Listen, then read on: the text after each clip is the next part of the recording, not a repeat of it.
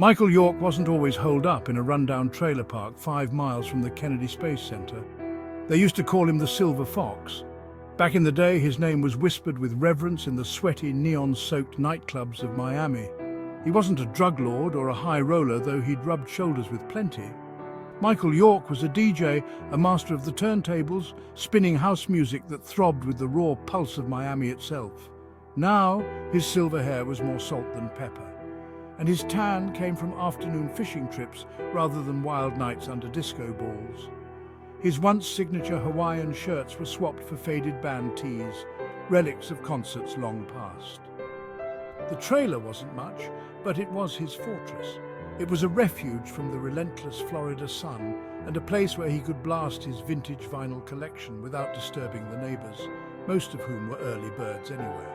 His sidekick, a scruffy terrier mix named Lucy, was usually curled up at his feet, her ears twitching whenever a particularly funky bass line thumped from the speakers.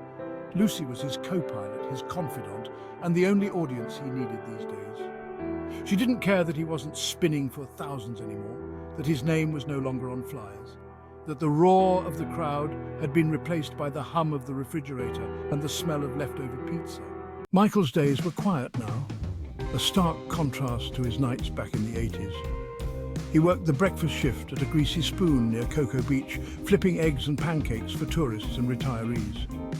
The pay wasn't much, but it was enough to keep a roof over his head, kibble in Lucy's bowl, and a steady supply of cold beer in the fridge. Besides, the diner had a jukebox, and sometimes, when the morning rush was over, he'd drop in a few quarters and let the ghosts of his past echo through the Chrome and Formica. He'd lost touch with most of the people he knew from his DJ days. Some had moved on to bigger and brighter things, their names now gracing album covers and festival lineups. Others had succumbed to the darker side of Miami, the undertow of drugs and violence that swirled beneath the city's glamorous facade. Michael had seen it all, the rise and fall, the euphoria and the despair. He wasn't bitter, though. He'd lived 1,000 lives in one, tasted the highs and survived the lows. He had the music, the memories, and Lucy. And sometimes that was more than enough. Once a month, when the moon was full and the urge to feel the city's heartbeat became too strong to ignore, Michael would load Lucy into his beat-up Ford pickup and point it south. The drive down I-95 was a pilgrimage, a journey back in time. As the miles ticked by, the neon glow of Miami's skyline would emerge on the horizon, a beacon calling him home. He wouldn't stay long, just a night or two, enough to soak in the familiar sights and sounds. He'd cruise down Ocean Drive, Lucy's head out the window, her tongue flapping in the wind.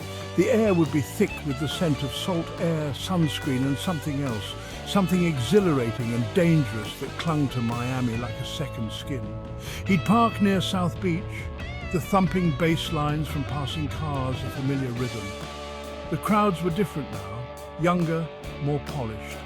But the energy, that raw, untamed pulse of the city, still resonated in the air. Sometimes late at night, when the tourists had retreated to their hotels and the partygoers were lost in a haze of music and flashing lights, Michael would find himself drawn back to the places he used to rule. The clubs were different now, new names, new sounds, but the ghosts of his past lingered in the shadows. He could almost see them, the dancers bathed in sweat and neon light, the air thick with cigarette smoke and the sweet aroma of something illicit.